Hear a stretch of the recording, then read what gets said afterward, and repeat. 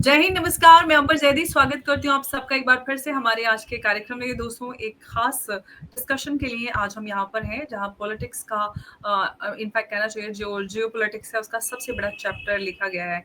Indian ocean के बीच Britain ने finally ये साइन कर दिया है कि वो डील जिससे जो आइलैंड है, जो चागोस आइलैंड की हम बात कर रहे हैं, उसकी सॉवरेनिटी एक बार फिर से मॉरिशस को मिल गई है। लेकिन यहाँ पर अभी जो 1999 एयर्स की जो लीज थी डियागो गार्सिया की, जिसमें स्ट्रेटेजिक एयरबेस में का जो कंट्रोल है वो अभी अमेरिका और जो ब्रिटिश है उसके पास रहेगा।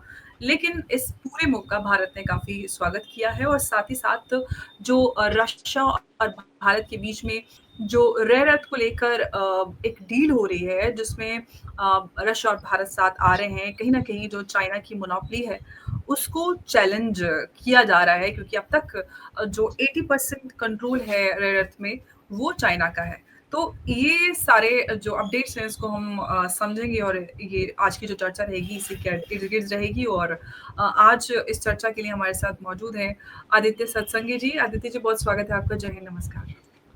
थैंक यू और आपको नमस्कार, आपके दर्शकों को भी, and happy Dhanteras and Diwali to all of you. Thank you, happy Dhanteras and happy Diwali to you too. और आदित्य जी बहुत अच्छे लेखक हैं, और बहुत सारी इनफैक्ट 30 से भी ज्यादा किताबें आदित्य जी ने लिखी हैं, रामायण से लेके भारत की हिस्ट्री और कल्चर, कितना कुछ है, और बेस्ट सेलर कितनी सारी किताबें हैं। तो जो आदित्य जी की किताब पढ़ना चाहते हैं लेटेस्ट, उसको जरूर पढ़ें, काफी इंटरेस्टिंग है, और जिसपे हमने शो भी किया था। आदित्य जी, एक बार फिर से हम अगर भारत की सॉवरेनिटी और भारत का जो विस्तार हो रहा है उस पर हम बात करें, जो हमने अभी चागोस की बात की, एक हिस्टोरिक और एक कल्चरल कनेक्ट है। थोड़ा सा इस पे मैं पहले विस्तार थोड़ा सा इस पे आपसे जानना चाहूंगी, ताकि लोग भी जाने कि क्या कनेक्ट हमारे बीच में है, ताकि लोगों को पता चले, क्योंकि आप जो एक डिफरेंट पर्सपेक्टिव पेश करते हैं वो काफी लोगों को पसंद आता है। एक्चुअली चागोस का थैंक यू अंबर। चागोस का जो कनेक्शन है भारत से बहुत पुराना है।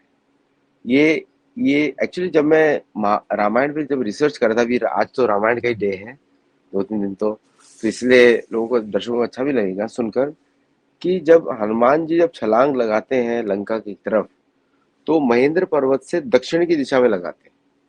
और जो रावण का जो पुष्पक विमान है वो भारत के दक्षिणी पश्चिमी दिशा से आता है, मरीचि के आश्रम, जो कि केरल में एक स्थान है, उसको बोलते हैं जनार्दन स्वामी टेम्पल, वर्कला में, वहां पे आते हैं।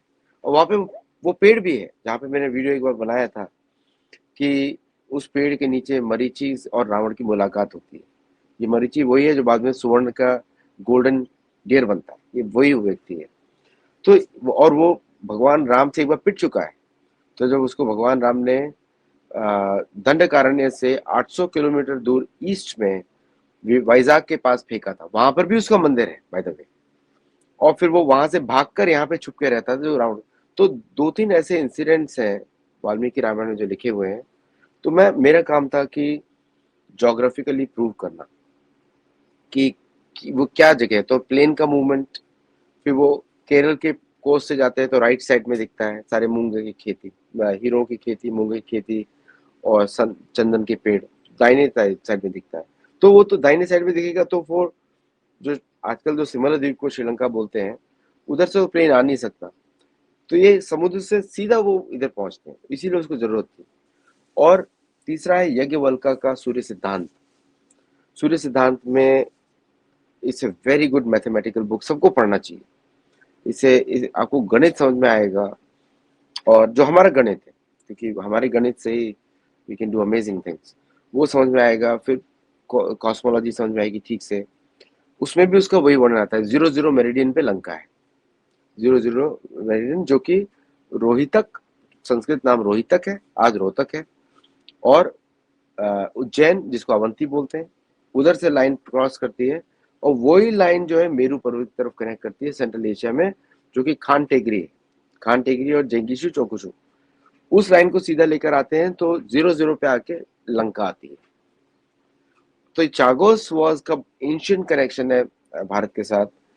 और ब्रिटिश ने जब इसको वर्ल्ड वॉर 2 के समय एक्वायर किया, उससे थोड़ा पहले, उनका काम था यहाँ पे बॉम्बर्स को रिफ्यूल किया जाए, मेंटेन किया जाए, और बाकी फिर जापान के विरुद्ध अभियान चलाया जाए, इसलिए ऑक्यूपाई किया। और जब ब्रिटिश को उन्होंने ऑक्यूपाई किया, यहाँ पे 60,000 लोग रहते थे, उनको फेंक दिया बाहर, कहीं भी जाओ, और बाकियों को मार दिया। इस तरह आइलैंड ऑक्यूपाई किया था ब्रिटिश ने।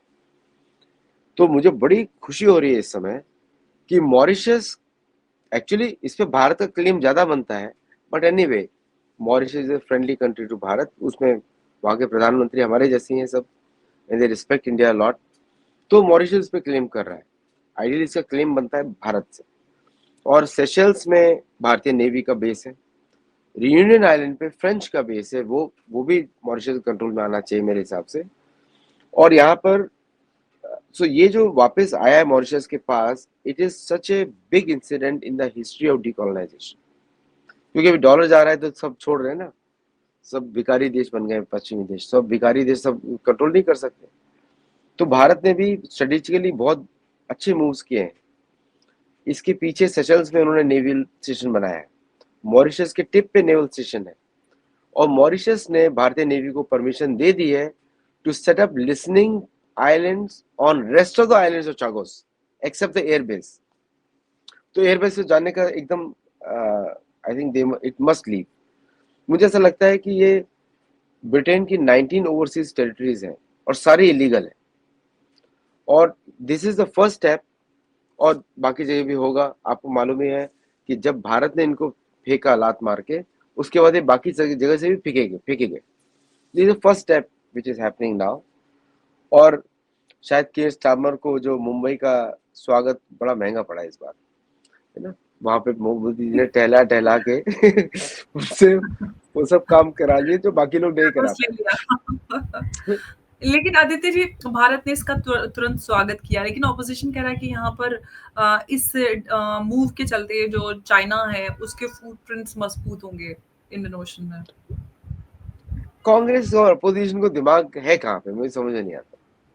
उनका है, उनका स्ट्रेटेजिक विजन तो होता नहीं है। अब नेहरू ने बोला कि तिब्बत में तो मेरे गंजे सिर के जैसे कुछ उगता ही नहीं है।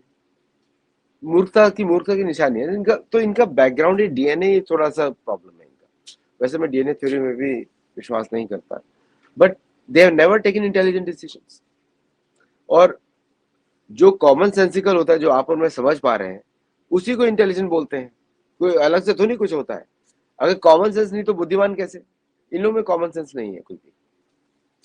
चागोस अर्चिपेलागो जब मॉरिशस के पास जाता है, जस्ट अंडरस्टैंड कि जो बीच का एरिया है, जहाँ जो कि इसे भारत के पास है अंडमान निकोबार, जो मलाका स्टेट को कंट्रोल करता है। भारत का लक्षद्वीप है जो नॉर्दर्न एरियाज को कंट्रोल करता है, जिसपे भी भारत रडार लगा रहा है, plus some other strategic asset. अब मैं नाम नहीं किसी का भी लूंगा, लोग समझ जाएंगे। और तो this island was a must for India to completely control Indian ocean region. तो ये is a great strategic move for Mauritius, for Bharat, and it's a win win for UK. Because Bharat के साथ दोस्ती रखेंगे तो उनका only they have to keep is दोस्ती with Bharat. बकवास नहीं करें लाइक नायरा पे सैंक्शन लगा दिया, इस पे सैंक्शन लगा दिया। वो दिन चले गए ब्रिटेन के और यूएस के भी। तो now they have to maintain good relations with India and keep India in the good books. नहीं तो अगर मिलिट्री एक्शन होता है तो इसका गोवा वाला हाल होने वाला है। I am telling. गोवा तो भारत को 15 दिन लगे थे, इसमें तो 2 दिन भी नहीं लगेंगे, 2 दिन भी नहीं। आपके 7th फ्लीट लेकर आओगे, 7th फ्लीट घुसने नहीं दिया जाएगा इंडियन ओशन रीजन में। So they have to it's a different India. पहली बार इंडिया एसर्ट कर रहा है, ऐसा नहीं कि पहले ताकत नहीं थी, इस बार दिखा रहा है कि भाई इधर गड़बड़ी मत करना, नहीं तो यू लूज मेनी थिंग्स। मतलब अभी B-52 की जो आपकी रेपुटेशन है वो भी गायब हो सकती है। तो दिस ए ग्रेट मूव। और जो लोग इसको अपोज कर रहे हैं, आई थिंक उनको स्ट्रेटेजिक इश्यूज समझ में नहीं आ रहे शायद। बिल्कुल, क्योंकि हमारी ऑपोजिशन तो बिल्कुल एक्चुअली ऑपोजिशन ही है देश की, वो देश के विरोध में खड़ी रहती है। नहीं, लेकिन पाकिस्तान की तो पिटाई कर सकते, इनकी पिटाई कैसे करें? वही है ना कि अब घर के लोग बिगड़े हो तो क्या किया जाए अब। नहीं, थोड़ा पाकिस्तान का आगे इलाज बढ़ करने के बाद ये लोग सुधर जाएंगे। यस। हाँ, नहीं वो आप सही कह रहे हैं और पाकिस्तान का इलाज पाकिस्तान खुद ही अपने आप कर रहा है, किसी और को कुछ करने की ज़रूरत ही नहीं है। नहीं, हम लोग भी आदित्य आहुति जी डालने वाले हैं बाय द वे। हाँ, मतलब वो तो अलग बात है, लेकिन खुद ही आग लग रही है, तो आग लगती में अगर आप आहुति डालें तो ठीक है, मतलब अपना आप ही एकदम हवन कुंड की आग खुद से लग जाए। हमको लकड़ी लाके और आग जलाने की ज़रूरत नहीं है। जो अपने आप जल या रहा है उसमें थोड़ी-सी हवन सामग्री डाल देंगे, स्वाहा बस खत्म यस कहानी, यस। उससे ज़्यादा कुछ नहीं, ज़्यादा मेहनत करने की ज़रूरत नहीं है।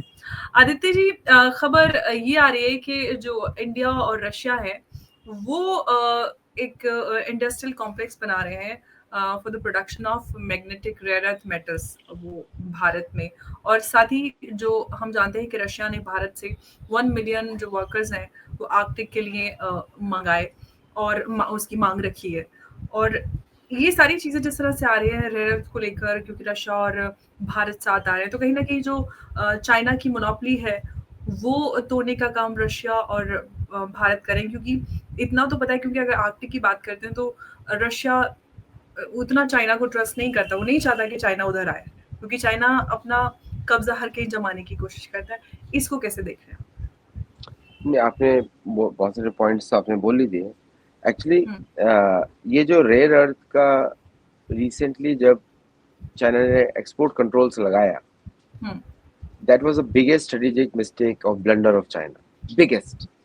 उसने वही मिस्टेक कर दी जो अमेरिका सैंक्शंस लगाता है, सेम मिस्टेक। बिकॉज अमेरिका के सैंक्शंस की वजह से डॉलर लोगों ने उसका छीन लिया। इतने दादागिरी सैंक्शन लगा देंगे, आपके सैन्य कार्रवाई कर देंगे। अब तो अमेरिका हूती लेवल से पिट के वापस जा रहा है। सो द पॉइंट इज कि चाइना ने वही बहुत बड़ा मिस्टेक कर दिया। बिकॉज रेयर अर्थ पे ऑटो इंडस्ट्री चलती है, ऑटो इंडस्ट्री चलती है, आपकी छोटी मोटर्स चलती हैं, छोटी छोटी इंडस्ट्रियल इक्विपमेंट चलते हैं। और एक और न्यूज़, ये तो इस न्यूज़ पे तो मैं कवर करूंगा बिकॉज कि नॉर्थ ईस्ट मंगोलिया के साथ भारत की डील, रशिया के साथ भारत की deal, only thing that was lacking was the processing और उसको कन्वर्जन। दो चीज lacking. Russian and Indian engineering, इनका बहुत पुराना कोलैबोरेशन का इतिहास है। Even though India makes Sukhoi 30 aircraft, India makes the engine of that aircraft, लेकिन भारत ने आज भी they have kept Russian content as Russian content, copy नहीं किया, चोरी नहीं किया। चाइना ने रशियन टेक्नोलॉजी चोरी करी। उनका जो J-16 है, J-20 है, J-35 है, all copied from Russian engine. उन्होंने उस इंजन में मॉडिफिकेशन भी ज्यादा नहीं किए, bye the way, little bit only किए। भारत के पास सब कुछ एक्सेस होते हुए भी Bharat maintain the integrity of IP of Russians. That's a great thing of India. और जो भी वो इंजन बना रहे हैं तेजस के लिए, वो सेल्फ डेवलपमेंट भी है प्लस टाई अप्स भी है, और खुल के खरीद रहे हैं यूएस से कि भाई हम खरीद रहे हैं। तो that's why Russians have natural trust on India. और इसीलिए रशियंस इस तरह के टाई अप्स करते हैं। आपको पता होगा कि रशियंस ने कभी भी किसी भी और देश को न्यूक्लियर सबमरीन लीज पे नहीं दिए, भारत को दिए। और भारत को हेल्प भी किया है, अरिहंत अरिघात, ये तो पब्लिक डॉक्यूमेंट्स है, हेल्प किया है भारत को, किसी भी और देश को नहीं किया। Because Bharat respects the IP of that country. Rare earth processing is an art as well as a science. Art में उसमें आपको आर्ट इसलिए बोल रहा हूँ कि उसको very carefully you have to take care of that rare earth material powder. China also has perfected that. China is a 90% leader of that. लेकिन उस सैंक्शंस की जब बात करते हैं, then what will happen to Russian planes? What will happen to Indian planes? What will happen to American planes? So this tie-up with India will be a very successful tie-up. मुझे लगता है ब्रह्मोस के जैसा सक्सेसफुल होने वाला है, where Indian metallurgical science, which is the most advanced in the world according to me, and Russian engineering of rare earth processing उनके पास है, it will create to mass scale development. और रशिया के लिए सबसे बड़ा फायदा क्या है कि India itself is a big market. जो ज्वाइंट वेंचर होता है, आधा तो इंडिया ही कंज्यूम कर डालेगा, और क्योंकि Russian consumption is much lesser than India, और बाकी सब एक्सपोर्ट किया जाएगा। तो मुझे लगता है कि in the long term Chinese जो ईगो था वो बहुत बुरी तरह टूटने वाला है इस एरिया में, एटलीस्ट इस एरिया में। और साथ में अमेरिका भी काम कर रहा है। तो भारत और रशिया का tie up is going before America. तो मुझे लग रहा है कि चाइना का दूसरा competitor will be Russia and India on this side only. Diplomatically they are all aligned, politically सब आपस में एक साथ aligned है, but on this side I think it will be bigger competition to China than anyone else. और कोई भी America कुछ देने वाला नहीं, by the way. अमेरिका को लोग बेचने ही वाले. सही कहा आदित्य जी, क्योंकि चाइना ने कहीं न कहीं खुद ही ये सब स्टार्ट किया है, सैंक्शंस लगाना, भारत के ऊपर भी जो भी उनको कंपोनेंट्स या फिर उस तरह के मटेरियल चाहिए थे, उस पे उन्होंने रोक लगाई, जिसकी वजह से भारत को प्रॉब्लम आई और भारत अपने देश भी और आउटसाइड इंडिया भी इन सारी चीज़ों को एक्सप्लोर कर रहा है। अब जबकि पूरी दुनिया, यूएस तो हर जगह पागल होके रेयर अर्थ मटेरियल्स और मिनरल्स ढूँढ रहा है और ऐसे में ये सारा कुछ कहीं न कहीं जो स्टार्ट हुआ है, उसके लिए चाइना ही ज़िम्मेदार है, क्योंकि चाइना ने भी इसको पॉलिटिसाइज़ करें या फिर कहीं न कहीं एक उसके टूल के रूप में इस्तेमाल किया अगेंस्ट द कंट्रीज़ सिमिलर, जैसे कि डोनाल्ड ट्रम्प ने भी किया है। तो कहीं न कहीं दोनों की ही पॉलिसी, चाहे उन्होंने अपने वो डॉलर को या फिर ट्रेड को लेके करें या फिर वो अपने रेट को लेकर करें, कहीं न कहीं ये दोनों जो इन्होंने कदम उठाए हैं, ये दोनों के अगेंस्ट काफ़ी महँगे पड़ने वाले हैं लॉन्ग टर्म में। लॉन्ग टर्म में बहुत महंगे, because rare earth is necessary now, कि मेडिकल डिवाइसेस में यूज होता है और बेसिक स्टेथोस्कोप जो आजकल डिजिटल आते हैं उसमें यूज होता है. इट इज यूज्ड इन जो एडवांस्ड, अभी भारत तो नैनो चिप्स की बात कर रहा है. अश्विनी वैष्णव का आज ही स्टेटमेंट आया है, 2 millimetre nano chips, 5 millimetre nano chips उस पर आ रहे हैं. तो ताइवान इज एट 2, तो भारत इज कमिंग एट 5, तो ज़्यादा दूर नहीं है. और बाकी जो यूज होते हैं 30 nm के यूज होते हैं ज़्यादातर.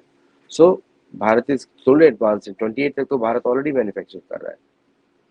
और तो therefore this area is the engine of growth. जैसे पहले it was gold and silver, लेकिन आजकल जो यूसेज के आइटम्स में this is the in thing, तो यही इसका ग्रोथ ज़्यादा है.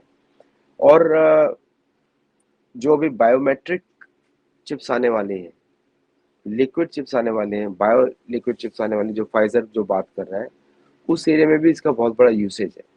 कि आपको एक कैप्सूल खिलाएंगे, but that capsule is not a capsule, it's a machine. So and it is residing in your body somewhere, और फिर बाद में जाके बॉडी के अंदर इट असेंबल्स इटसेल्फ. तो वो तो गंदा technology. I am ethically against it, just like I am ethically against AI. तो ये सब डेवलपमेंट्स में this technology is very much needed. और चाइना का जो रेयर अर्थ लीडरशिप है, दैट इज, उन्होंने 10 साल लगाए परफेक्शन करने में, 10 से 20 साल. ये स्टार्टेड इन 2014, तो उन्होंने they spend a lot of, और काफ़ी अच्छा काम किया. बाय द वे, मैं कंज्यूमर इलेक्ट्रॉनिक्स शो में रेगुलरली जाता हूँ, लास वेगस में भी जाता हूँ और शंघाई में भी जाता हूँ. So I know they have done a phenomenal work. So no problem in all those areas. Chinese engineers are very good. लेकिन प्रॉब्लम क्या है, when you start putting controls and sanctions, जिससे दूसरे को प्रॉब्लम. So now एक बात तो इतिहास की है, भारत को कभी चैलेंज मत करना. That is इतिहास. लोग बोलते हैं कि अंग्रेजों में बहुत ईगो होता है. मैंने कहा भाई, भारत का सिविलाइजेशन ईगो है ना? तो उसको चैलेंज कभी नहीं करना चाहिए. बड़े बड़े एक बार आप उसको टच कर देते हैं, देन अमेरिका भी बोलते ना हिंदी में, तेल लेने गया. एग्जैक्टली ऐसा होता है. तो now Chinese have done that unthinkable again. जब भारत 1741 में मार्तंड वर्मा ने फ्रेंच, पोर्चुगीज, डच, इन सारी नेवीज को एक साथ हराया था. In fact he is my hero of 1741 में. 1741 से हम हरा रहे हैं इन लोगों को. बीच में लोग ट्रेडर्स बन के घुस गए अंदर, because of corruption of Jahangir and Dutch east India company, east India company. लेकिन हमने at the end of the day kick them out with lock stock and barrel, है ना? फेंक दिया उनको काट. एंड वेयर दे आर, गरीब कंट्री है. जो बोलते हैं $4 ट्रिलियन, नॉट इवन $4 ट्रिलियन, वो एक्चुअली 2 और 3 और 1 होगा. बहुत गरीब कंट्री है UK as compare to India. तो now China has done that unthinkable by challenging. तो इसलिए तो भारत ने टाइप किया रशिया के साथ, एंड रशियंस को बहुत बड़ा थ्रेट है इससे, बिकॉज रशिया के border disputes with China are too many. मैं आदित्य जी यही पॉइंट लेकर आपके पास आने वाली थी और आपने खुद इधर ये आप आगे हैं। हम जानते हैं कि जिस तरह से आरआईसी की बात की जाती है कि आरआईसी बहुत स्ट्रांग हो रहा है, आरआईसी आरआईसी आरआईसी, कहीं ना कहीं आरआईसी में भी बहुत सारे डिस्प्यूट्स है, खासतौर से अगर हम रशिया और चाइना की बात करते हैं। क्योंकि रशिया कहीं ना कहीं चाइना की जो नियत है उसको जानता है कि इसका उद्देश्य ये है कि मौका मिलते ही मुझे ये हड़पना चाहता है। और हम वो समझते भी हैं कि आर्कटिक से चाइना को दूर रखा गया। हमको पता है कि अगर इनको थोड़ा-सा उँगली पकड़ाई तो ये पोंचा पकड़ लेंगे। तो जिस तरह से ये हमें फ़ॉल्ट लाइन्स समझ में आती हैं, तो इसका फ़ायदा अगर हम यूएस की बात करते हैं तो कंपैरेटिवली वो फिर भी भारत पे लोगों को भरोसा है, अगर हम बात करते हैं यूएस की भी। तो इसका भारत को क्या फ़ायदा हम मिलते हुए देख रहे हैं इस पूरे इक्वेशन में जियोपॉलिटिकल?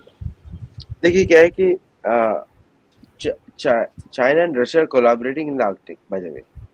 तो व्लादिवोस्तोक से उनका पहला शिप जो है नॉर्वे पहुंचा है थ्रू द आर्कटिक राउट, पहला शिप पहुंचा है। और दूसरा क्या है कि रशिया के साथ बॉर्डर डिस्प्यूट चाइना के हमेशा रहे हैं, मंगोलिया के साथ रहे हैं, वे ट्राई टू ऑक्यूपाई। और दूसरा सबसे बड़ा डिस्प्यूट है रशिया के साथ copying the engines, major dispute है कॉपिंग द इंजन्स। तो रशिया डजंट ट्रस्ट देम, उनका ब्रीफ वॉर भी हो चुका है एक बार इतिहास में। So what I am saying is कि बट अभी आजकल की जियोपॉलिटिक्स ऐसी है आरआईसी की कि इसी आपको एक और थोड़ा सा एंगल से मैं दिखाता हूँ कि Europe has always looted Asia. मैं चाहता हूँ कि सारी problem in China is not Chinese people, problem in China is Chinese Communist party which controls China. और उसका जो वे ऑफ थिंकिंग है वो प्रेटोरियल है, इसको मैं खाद दूं, इसका जमीन ले लूं, इसको मैं कब्जा करूं। तो चाइनीज कम्युनिस्ट पार्टी को कंट्रोल किया है अमेरिका ने through money, and that's why सारा corruption in China is coming through America और फॉर अमेरिका। तो अभी सडनली अब उसको पता लगा कि अमेरिका के क्या, अमेरिका इज थ्रेटन, तो America is cutting China off by putting controls. तो चाइना के पास कोई और चारा नहीं बचा है to turn towards Russia and India and rest of the world. By the way American sanctions के बाद Chinese exports have increase by 6% और भारत के भी exports have increase by 6% actually. तो दोनों कंट्रीज का कंबाइंड अगर देखा जाए तो both of them don't need America, between them they can become the world 2 largest economic region. Suppose करिए 2.8 बिलियन पीपल, जो भी ऑफिशियल नंबर्स हैं, डूइंग इकोनॉमी, नेचुरली इधर तो एवरीथिंग विल फ्लो हियर। तो आरआईसी का एक बेनिफिट ये है कि we are stopping Asia from being looted from Europe, number 1। लेकिन उसका ड्रॉबैक ये है कि China is not been able to generate a trust from with India और इवन रशिया। तो ये आई थिंक चाइनीज लीडरशिप को काम इसमें करना पड़ेगा कि आप बॉर्डर्स को विलिंगली रिजॉल्व करें, give accession back to India, resolve all the border disputes, declare Tibet an autonomous region, confidence building, and then you make money. Who cares about it? लेकिन अगर वो ये करते रहेंगे कि वो पाकिस्तान को इधर ड्रोन सप्लाई कर दिया, इधर ये कर दिया, बांग्लादेश को इधर कर दिया, अभी वो बंद कर दिया मैंने 2022 से बंद कर दिया उन्होंने ये सब करना। ये पुराना वाला साइकिल है जो चल रहा है। और तो once they stop playing these games, या take into confidence and play games, क्या बोले कि मैं करने जा रहा हूँ, is it okay with you? Then India will say okay, I will do with Vietnam and Philippines, are you okay with that? And Japan, that's a fair game. लेकिन आप बिहाइंड द सीन जाके उल्टा सीधा काम करोगे, then India will take an action, military action Myanmar में लिया recently. वो किसके कैंप्स थे किसी को पता नहीं है, बट एवरीबॉडी नोस।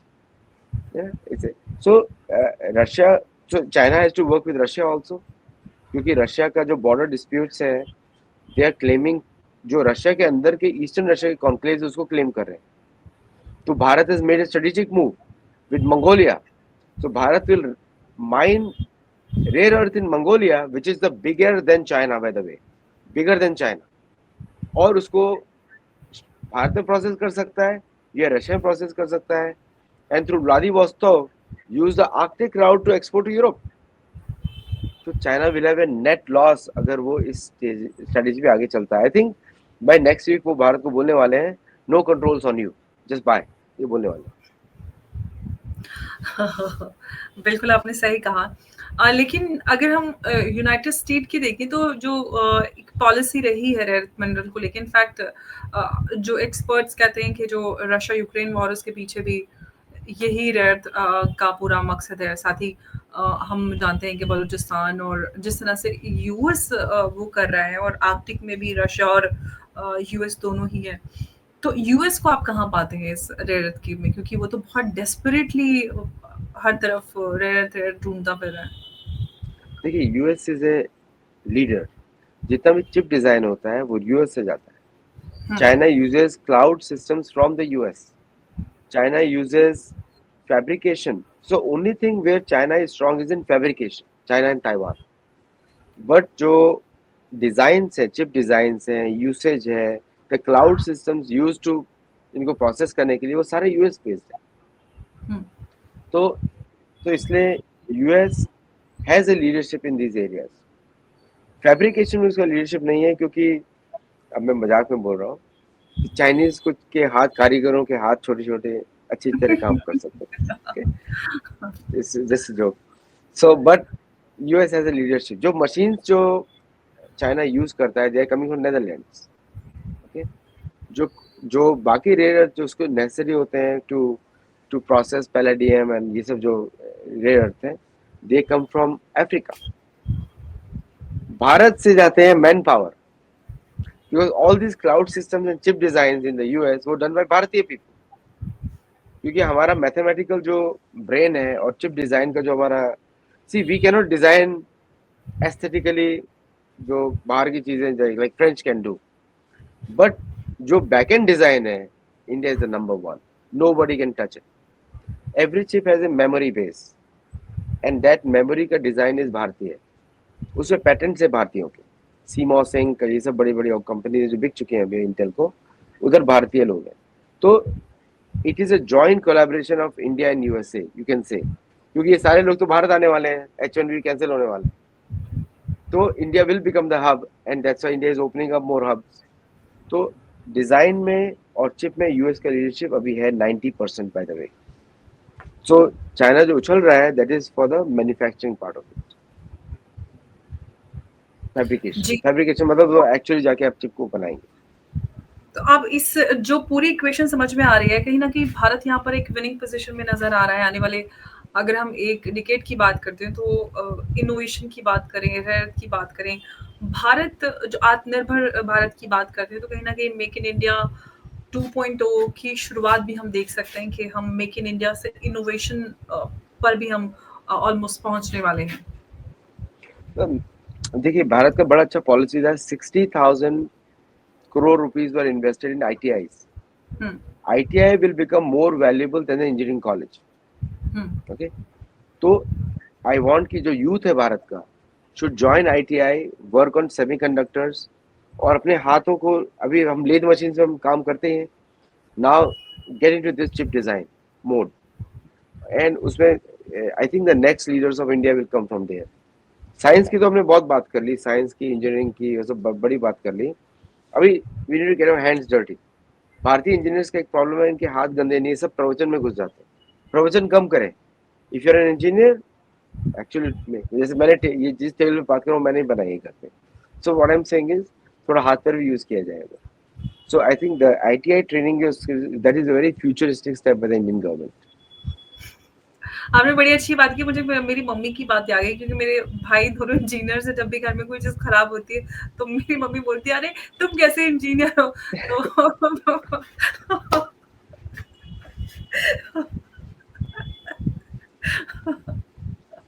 तो हमारे यहाँ एक कॉन्सेप्ट है कि मतलब इंजीनियर है तो मतलब कुछ भी ठीक कर सकता है, कुछ भी बना सकता है, तो लोगों की एक जनरल अंडरस्टैंडिंग है। तो मुझे मेरी मम्मी की बात याद आ गई, आपने बोला ना मुझे टेबल बनाई है उस बात से।